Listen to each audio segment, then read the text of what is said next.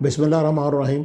नाज़रीन, 1970 और 1971 जो सन है मशरक़ी पाकिस्तान था, जो मशरक़ी पाकिस्तान बांग्लादेश जो बन गया, तो मुझे होश नहीं थी। मुझे उस वक्त मैं इतना शऊरी तौर पे मैं इतना मैच्योर नहीं था।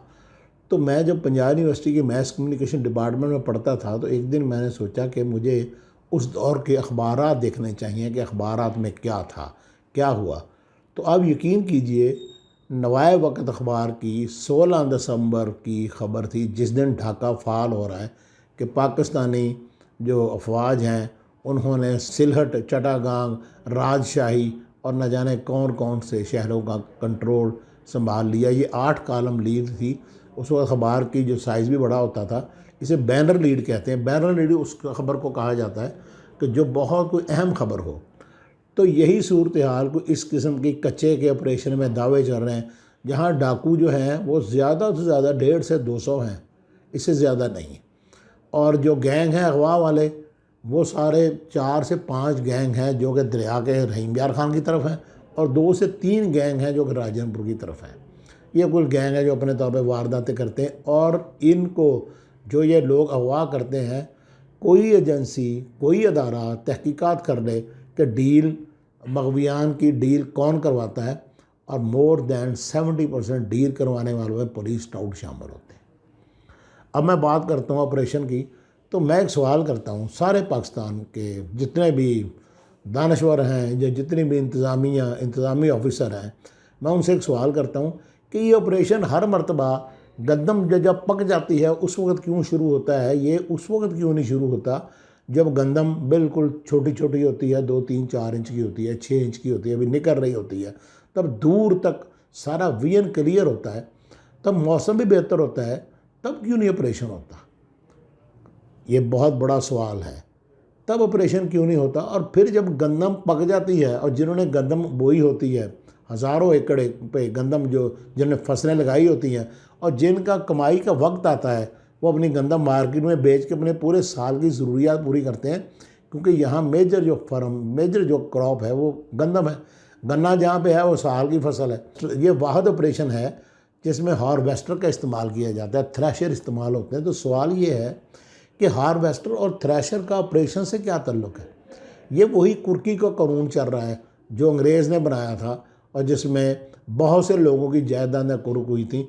हमारे भी कुछ जानने वाले हैं जिनकी जायदादें अंग्रेज़ों ने कुर्क की थी, और कुर्की का कानून उन पर लागू हुआ था। फिर उन्होंने, जो कि अच्छे खासे ज़मींदार थे, जिनकी जायदादें थीं, जिनकी आड़तें थीं, फिर उसी गल्ला मंडियों में वही लोग पल्लेदारी करते थे, क्योंकि उनकी कुर्की हो गई थी हर चीज़ की।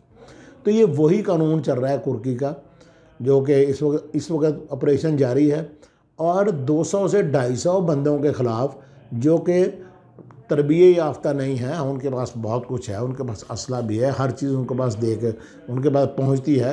मुझे याद है मैंने एंटी एयरक्राफ्ट गन भी यहाँ से देखी थी, और मैंने वो भी देखा कि 45 डाकू हथियार कैसे फेंक रहे हैं। और राजनपुर की पुलिस लाइन में ये मकसूद हसन साहब, जो आजकल एडिशनल आईजी जनूबी पंजाब है, इस ऑपरेशन की निगरानी कर रहे हैं, ये वहाँ मौजूद थे जब इनके डीआईजी, ये एसएसपी थे राजनपुर के, और इनके डीआईजी ने जब मुज़ाकरात करके तो 45 या 48 डाकुओं को हथियारों से फंकवाए थे, और उन्हें अपने अपने सारे जुर्म माने थे।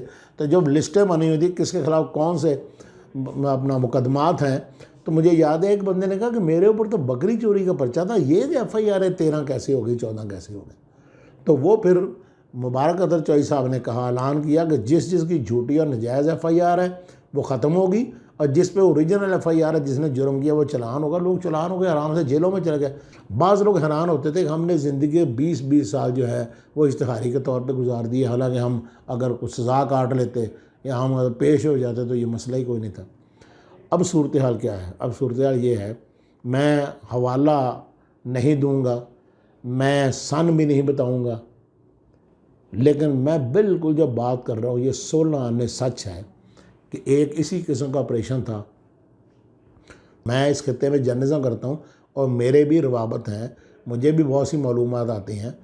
तो डाकुओं ने, बुध का दिन था, तो डाकुओं ने ऐलान किया कि कल जुमेरात जुमेरात यहाँ सराइकी में जुमेरात खमीस को जुमेरात का उन्होंने कहा जी खमीस वाले डी जो ऑपरेशन है ना ख़त्म थी वैसी। और ये दावा उन्होंने बुध के दिन किया, यानी कि एक दिन बाद जुमेरात के दिन। अब जुमेरात को क्या होता है, पुलिस जहाँ पोजीशन लेके बैठी होती है, उस डाकू दूसरी तरफ है, उनके सामने है पुलिस के, और ये डाकू और पुलिस के दरमियान गपशप भी चलती है। बस के बाज़ जगह पे जो फैसलाबाद से डोल्फन के लोग आए थे, जो लाहौर से डोल्फन के लोग आए थे, वो ये बात देख के हैरान रह गए कि मुकामी पुलिस और वो लोग आपस में एक जगह पे खाने पे भी इकट्ठे हुए और उन्होंने खाना एक दूसरे को दिया खाने के लिए। उन्होंने कहा जी कल ऑपरेशन ख़त्म हो जाएगा, और अगले दिन एक नामालूम एक गोली आती है, और वो गोली उस साइड से नहीं आती जिस साइड पे डाकू थे, वो अकब से आती है जहाँ पुलिस वाले पोजीशनें लेके खड़े थे, और वो एक कांस्टेबल को शहीद कर जाती है। फिर उस कांस्टेबल को जो ही कांस्टेबल के शहादत की खबर मिलती है, फिर एक रिपोर्ट तैयार होती है कि जी हालात बहुत ख़राब हैं, मज़ीद नफरी और मज़ीद फ़ंड की ज़रूरत है, और फिर मज़ीद नफरी और मज़ीद फ़ंड्स के मुतालबे के साथ ऑपरेशन ख़त्म कर दिया जाता है, और जो कांस्टेबल शहीद होता है वो पूरे अज़ाज़ के साथ दफन कर दिया जाता है। ये वो स्टोरी है और ये वो तल्ख़ हक़ाइक़ हैं कि 150 से 200 आदमी को मारने के लिए कितने लोग हैं, 11,000 फोर्स, और इस पर कितने पैसे लगेंगे, ये यहाँ तो बजट को देखता ही नहीं ना, कितने पैसे लगेंगे। मैं बड़े दावे से ये बात कहता हूँ, मैं बड़े तयक्कुन से ये बात कहता हूँ कि अगर जो ऑपरेशन के अखराजात हुए हैं ये उन डाकुओं को बुलाकर किसी ईमानदार आदमी के ज़रिए इसका 20%, इसका 25%, इसका 30% उन डाकुओं में तकसीम कर देना, उन डाकुओं में वो डकैती छोड़ के कोई ना कोई कारोबार करने लग जाएंगे और अपने घरों को जाके बैठ जाएंगे, लेकिन इससे इन्हें कुछ नहीं मिलेगा जिन्होंने इस गंदगी में से रिज़्क़ कमाना होता है। इजाज़त दीजिए, खुदा हाफ़िज़।